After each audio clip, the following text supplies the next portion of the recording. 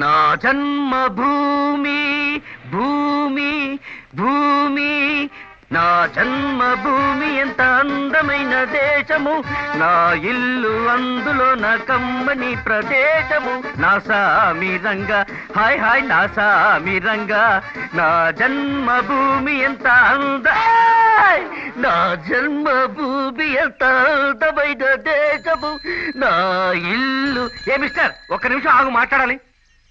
ఏంటి? చూడు బాబు, సూర్యదేవర లక్ష్మీ రాఘవ వరప్రసాద్ గారి ఇల్లెక్కడో చెప్తావా? వాళ్ళ ఇంట్లో నీకేంటి పని? వంట చేయడానికి వెళ్తున్నా? కాదు, నా కడుపు మంట తీర్చుకోవడానికి వెళుతున్నాను. ఆహా, సాయిబాబా గుడి పక్కన. సాయిబాబా గుడి ఎక్కడ బాబు? సూర్యదేవర గారి ఇంటి పక్కనే.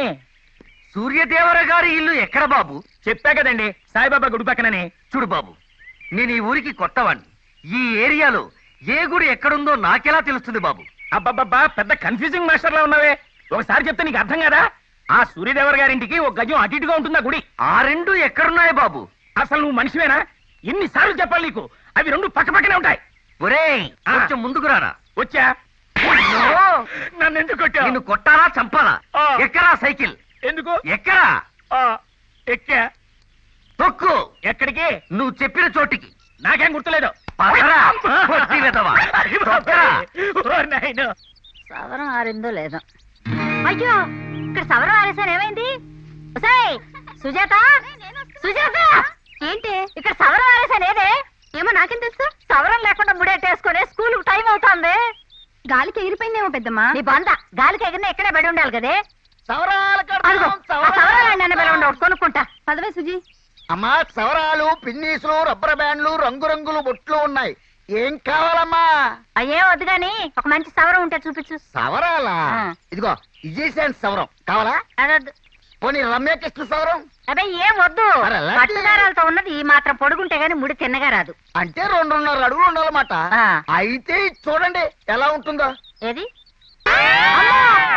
ఇది నా సవరమేనే. కొనుక్కుంటే మీదేమవుతుంది? కొనుక్కోవడం ఏంట్రా దొంగ సచ్చినాడా? దొడ్డ ఆరేస్తే దొబ్బుకెళ్ళి నా సవరం నాకే అమ్ముతానంటావా? ఏమమ్మా, బొచ్చు అమ్ముకునే వాళ్ళు కానీ బొక్కలేసే వాళ్ళు మాత్రం కాదు. అయిపోతే ఎక్కడి నుంచి వచ్చిందిరా? ఏమిటే గొడవ? ఇదిగో ఈ సవరం గుర్తుపెట్టారా? నా తీసుకెళ్ళి నాకే అమ్ముతున్నాడు. దొంగతనం మా ఇంట్లో వంట లేదండి. లేకపోతే నీకు ఎక్కడి ఇందాకే దీన్ని నాకు ఒకడు 100 రూపాయలకి అమ్మేశాడు. అంటే ఆడేనండి, నాకు సౌరం ఉంది. అండి ఈడేనండి నాకు అమ్మింది. నాకు బొమ్మ పెట్టే బొచ్చు మీద ఒట్టు. ఏం జరిగింది? చేచి ఆడాళ్ళ సవరాలు దువ్వెన్లు అమ్ముకు బతికే బతుకు కూడా ఓ బతికేనా? ఏ నూతులో అన్నా పెడి సావచ్చుగా. ఏంటి? నేను మీ సవరం అమ్మేనా? ఎవడా చెప్పిన కుక్క? నువ్వే కదయా మా ఆవిడ మొక్కుని తిరుపతిలో గుడ్డు గీయించుకుంది. దానికి సవరంతో అవసరం లేదని చెప్పి నువ్వు ఎవరు చూసి ఎవడనుకున్నావు? నేను సవరాలు తీసుకొని మళ్ళీ కనిపించిన కాళ్ళు కొడతా. స్కూటర్లు అడుక్కునే అల్లుళ్ళని చూసాం గానీ సవరాలు దొంగిలించి అమ్ముకునే వాళ్ళు ఇక్కడే చూసాం. ఇలా బతుకులు జాడా. సైనికుల మీద సవరాలు దొంగతా వంట కట్టాక ఈ కొంపలో ఒక క్షణం కూడా ఉండను. అట్లా ఓడి పౌరుషాలకు ఏం తక్కువ లేదు.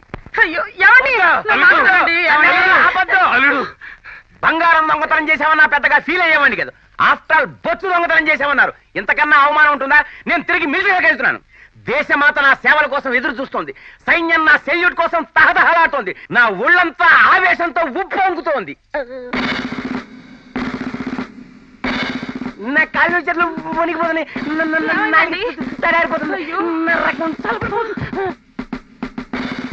అల్లుడు, అల్లుడు, ఏమైంది అల్లుడు? ఏమైంది? ఏరా, దేశం నిన్ను పిలుస్తుందా? దీపావళి టపాసులు పేలిస్తేనే పారిపోయి దాక్కునే పిరికి వెదవ్వి నువ్వు యుద్ధం చేస్తావా? పిరికి వెదవంటారేంటి? అస్సాం బోర్డర్ లో మేజర్ గా ఉన్నప్పుడు శత్రు సైనికుల్ని 100 మందిని ఒకేసారి చంపాడండి మా అల్లుడు. అల్లుడా ఆకుల కట్ట. మిలిటరీ మేజరే కాదు, నా దగ్గర పనిచేసి వంటవాడు. నేను మేజర్ గా పనిచేస్తున్నప్పుడు వీడిది మా జిల్లాయే కదా అని రీజనింగ్ ఫీలింగ్ తో వీడిని వంటాడి కింద ఇంట్లో పెట్టుకుంటే నాగన్నే దొంగిలించి పారిపోయాడు. నాగన్నే కాపాడుకోలేని వాణ్ణి దేశాన్నే కాపాడగలనని భావించి పై అధికారులు నన్ను సస్పెండ్ చేశారు. ఒరేయ్, నువ్వు చేసిన పాపానికి నిన్ను చంపినా పాపం లేదు. మీ కాళ్ళు పట్టుకుంటా నేనేం చేయకండి సార్. ఒకప్పుడు నువ్వు నాకు వండి పెట్టావన్న కృతజ్ఞతతో నిన్ను నేను వదిలేస్తున్నాను.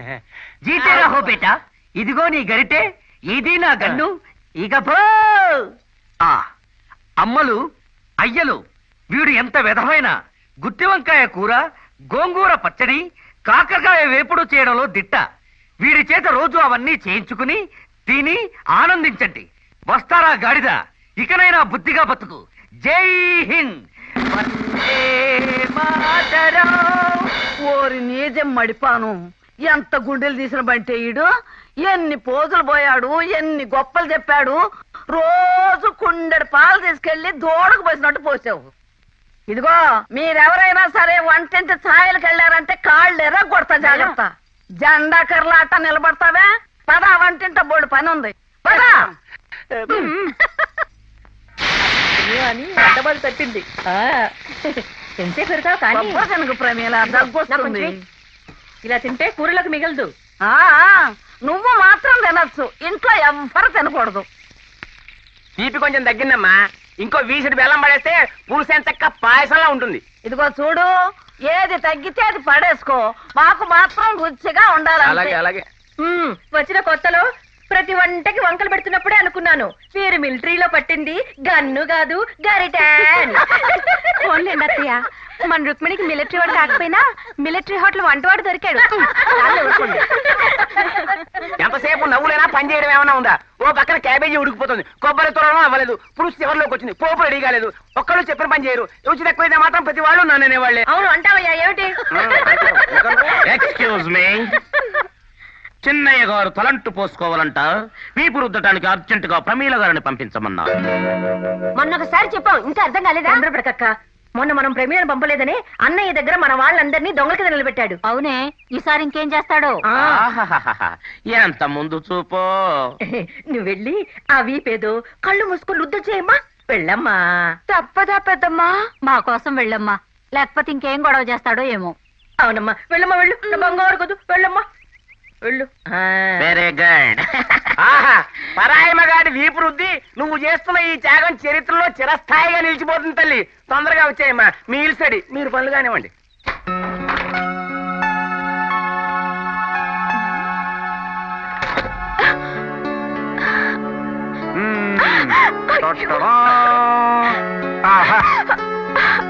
అబ్బా, ఏంటి ఏదో సొంత మొగుళ్ళగా పిలుపులు పంపిస్తున్నా? కాబోయే మొగుడంటే అయిపోయిన మొగుడు కంటే ఎక్కువ సంఝే. ఈ విషయం మావయ్య తెలిస్తే ఏమనుకుంటారు? ఏమనుకుంటారు? బావ మరదలు సరసాలు ఆడుకుంటున్నారని సంతోషిస్తారు. కానీ మిగతా వాళ్ళు మాత్రం మేనేజర్ ఇంటి మేనకోడలతో రాసలీలు ఆడుతున్నాడు అనుకుంటారు. ఎంతసేపు ఎవరేమనుకుంటారని ఆలోచించడమేనా? నా గురించి ఏమి ఆలోచించవా? ఆలోచించాం కాబట్టి వచ్చాం బాబు. మరి వచ్చిన తర్వాత టైం వేస్ట్ చేయడం ఎందుకమ్మా?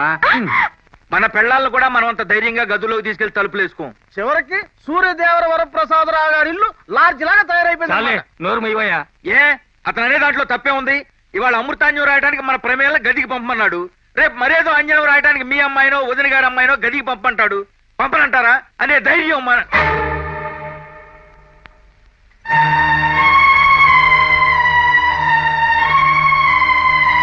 వాడు మళ్ళీ ఈ ఇంటికి ఏనాడైతే వచ్చాడో ఆనాటి నుంచి మమ్మల్ని అందరినీ పురుగుల్లా చూస్తున్నాడు తమ్ముడు. మమ్మల్ని చూస్తే చూశాడన్నయ్య. పెళ్లి కావాల్సిన పిల్లతో ఒళ్ళు నొప్పని తలనొప్పని ఒళ్ళు పట్టించుకుంటాడా? మేము తప్పు చేస్తే మీరు తిట్టండి, కొట్టండి, పడతాం. అంతేగాని ఎవడికి పుట్టాడో తెలియని ఆ వెధవంటి ఎవరిని వాగినా ఆ ఆస్తిపాస్తులకు వారసులు మీరే. వచ్చే ఆదివారంతో నాకు 60 ఏళ్లు పూర్తవుతాయి. కాబట్టి మీరందరూ కలిసి నాకు షష్ఠపూర్తి మహోత్సవం ఏర్పాటు చేయండి. ఆ వేదికపైనే ఆ రోజే నా వారసుడు ఎవరో ప్రకటిస్తాను. ప్రకటించిన వెంటనే వాడు అవుట్ హౌస్ లో కూడా ఉండడు. అంతేకాదు, ఈ ఇంట్లో మేనేజర్ గా కూడా ఉండడు.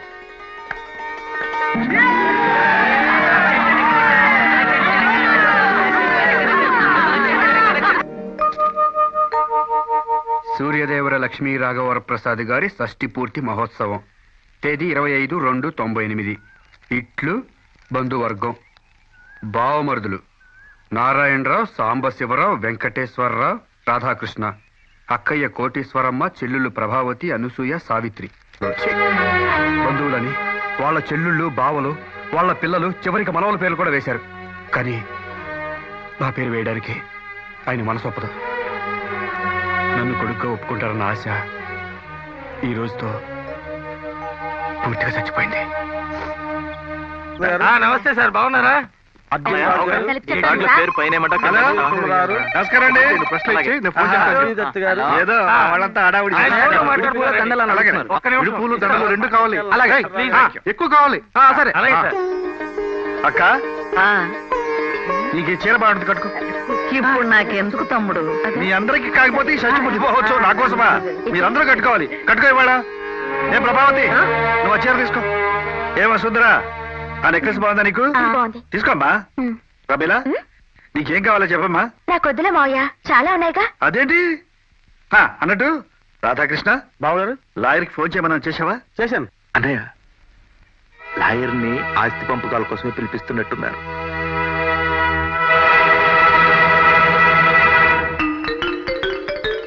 అల్లుడు, పాయసంలో జీడిపప్పు ఎక్కువ వేసావా?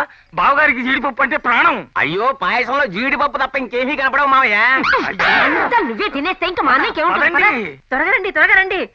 అమ్మా ఒక అరిసియవే. బండి వచ్చినోడా, ఎప్పుడు నీకు తిండి కూడావే. అన్నయ్యకి అరసలంటే ప్రాణం. త్వరగా రండి, త్వరగా రండి. రండి. ఏమిటా పెళ్లి నడక? తొందరగా రండి. ఏమిటి హడావిడి? ఎక్కడికి? నువ్వు ఎదురొచ్చావుగా, నోరు మూసుకుని నా వెనకాల రండి. తొందరగా రండిరా, ఆ మోకంతా రాకముందే వెళ్ళాలి. గిన్నె కింద పడుద్దేమో నీ వయ్యారానికి. చెయ్యి పట్టుకొని లాగినా తొందరగా పద.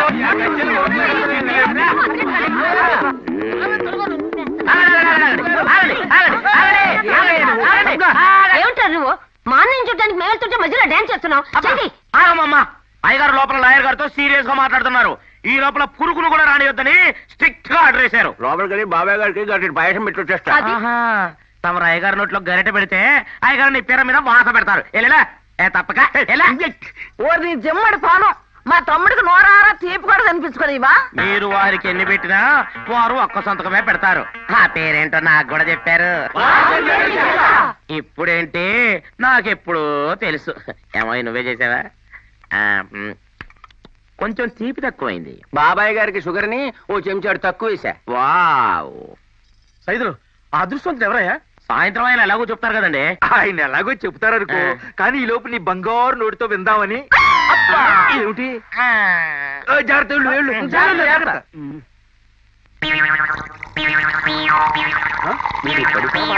ఎంతసేపు వస్తున్నాడు? వచ్చేసాడు.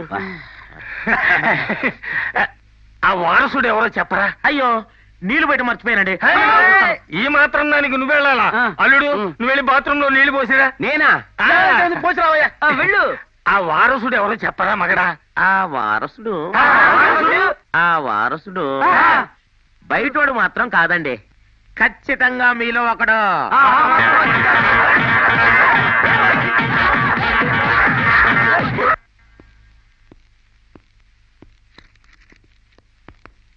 ఏం గొడవ చేసేవయ్యా? పెద్ద ఆయన అంత మండి పడుతున్నాడు నీ మీద.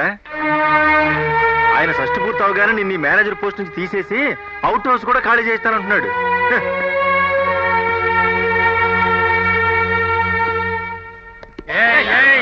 పిల్లలు కింద పోయి ఆడుకోండి. అల్లుడు, ఏమిటి పడుకోవటం? టైం అవుతుంది. అబ్బే, ఏలా నమ్ముకుంటే ఒక్క పని కూడా కాదు. ఏమి సావిత్రి, మీరట్ట కూర్చుని ఊసులాడుకుంటే ఎట్టా? ఆ వచ్చే వాళ్ళని సరిగ్గా కూర్చోబెట్టండి. వెళ్ళండి, వెళ్ళండి.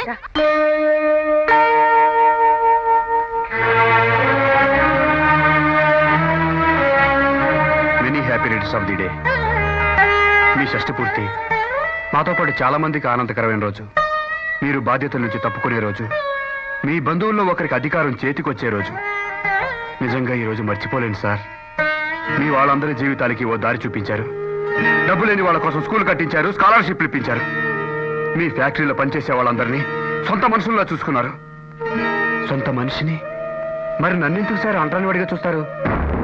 నా పేరు చెప్తే ఉలిక్కి పడతారు. నా నీరు చూస్తే తప్పుకుని వెళ్ళిపోతారు. నేరాగానే మాట్లాడడం ఆపేస్తారు. నేనేం తప్పు చేశాను సార్? మిమ్మల్ని ప్రేమించి మీరే దేవుడని నమ్మిన మా అమ్మ కడుపులో పుట్టడమే నేను చేసిన తప్ప, మిమ్మల్ని నాన్న అని పిలవాలని ఆశపడ్డం తప్ప. మా అమ్మ పతివ్రత అని లోకం ముందు చెప్పాలనుకోవడం తప్ప? చెప్పండి సార్, చెప్పండి. నాకు అర్థమైంది సార్. మీరు క్షమించలేని తప్పు ఖచ్చితంగా మా అమ్మ చేసి ఉంటుంది. మా అమ్మ మిమ్మల్ని మోసం చేసి ఉంటుంది. మీ దృష్టిలో మా అమ్మ చెడిపోయి ఉంటుంది. నన్ను మరెవరికో కానీ మీ పేరు చెప్పుంటుంది. మా అమ్మ పతి సార్, పతితా.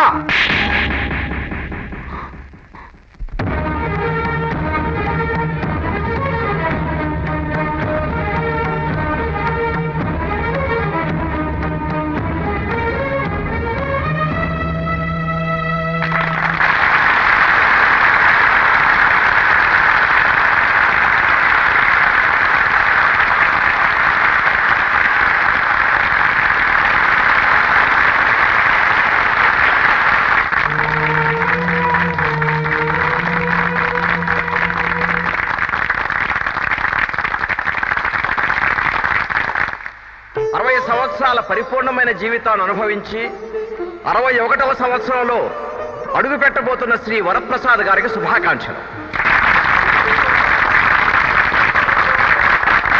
వరప్రసాద్ గారికి షష్ఠి పూర్తి అంటే అది ఆయన కుటుంబానికి మాత్రమే పండగ కాదు, సమాజం మొత్తానికి పండగ, మంచికి మానవత్వానికి పండగ. ఆడపిల్లకి ఎక్కువ కట్నం ఇచ్చారనే కోపంతో తన తల్లిదండ్రుల్ని బయటకు గంటేసే అన్నదమ్ములున్న ఈ రోజుల్లో తన చెల్లెళ్ల కోసం తన జీవితాన్నే త్యాగం చేసిన ఘోటక బ్రహ్మచారి మన సూర్యదేవరాయ. వారిలాంటి పుట్టినరోజు వేడుకలు ఇంకా చాలా చేసుకోవాలని ఆశిస్తూ వారికి షష్ఠి పూర్తి శుభాకాంక్షలు తెలియజేస్తున్నారు. ఇప్పుడు శ్రీ వరప్రసాద్ గారు మాట్లాడతారు.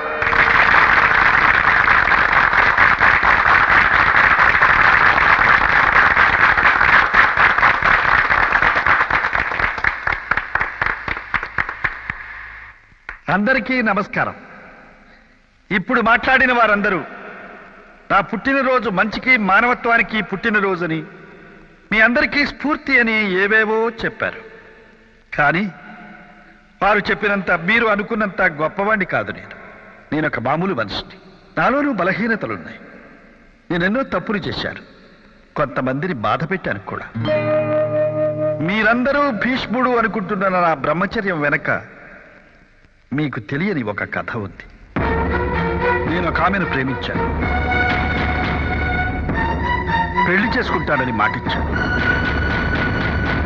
కానీ నా తండ్రికి ఇచ్చిన మాటకు కట్టుబడి మా కుటుంబ బాధ్యతలకు తలవంచి ఆమె జీవితాన్ని నుంచి దూరమయ్యాను. నన్ను నమ్మిన ఆమెను నాకు తెలియకుండానే అన్యాయం చేశాను. ఆమెకు పుట్టిన బిడ్డను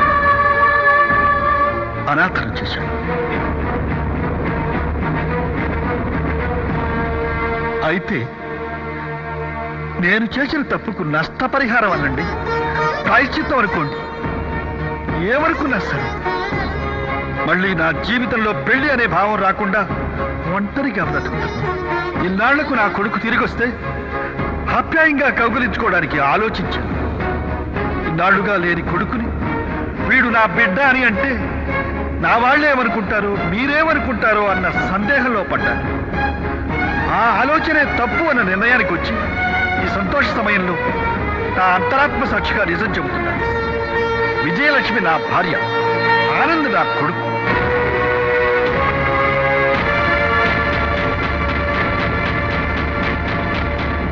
బాబు ఆనంద్,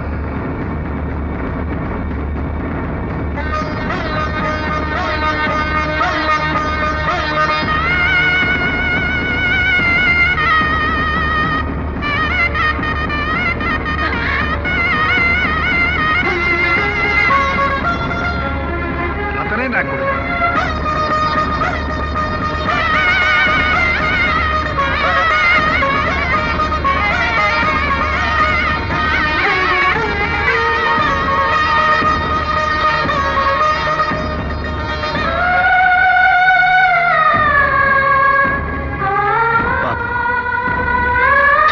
పట్టుకుని నీకు ఈ లోకం చూపించాల్సిన తండ్రి, ఇన్నాళ్ళు పరువు ప్రతిష్టల్ని పట్టుకు వేలాడి నీకు మనోవేదన మిగిల్చారు. తండ్రంటే చిన్నప్పుడు చేతిలో ఆటబొమ్మలా, ఊహ తెలిసాక చదువు నేర్పే పుస్తకంలా వయసు వచ్చాక జీవితంలో ఎలా బ్రతకాలో తెలిపే మార్గదర్శకుడిలా ఉండాలంటారు. గోరుముద్దలు తినిపించని తల్లి, గుండెల మీద వేసుకొని పెంచని తండ్రి, తలకొరివి పెట్టని కొడుకు ఉన్నా ఒకటే, చచ్చినా ఒకటి. ఆనంద్ నా రక్తం పంచుకు పుట్టిన బిడ్డ అని చెప్పడానికి నేను ఎంతో గర్వపడుతున్నాను. ఇక నుంచి సూర్యదేవర కుటుంబానికి, ఈ వంశ పరువు ప్రతిష్టలకు, ఆచారాలకు, సంస్కృతికి నా కొడుకే వారసుడు.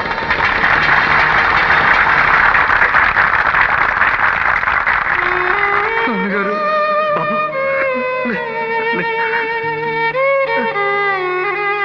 నాన్నగారు, బాబు, నాన్నగారు.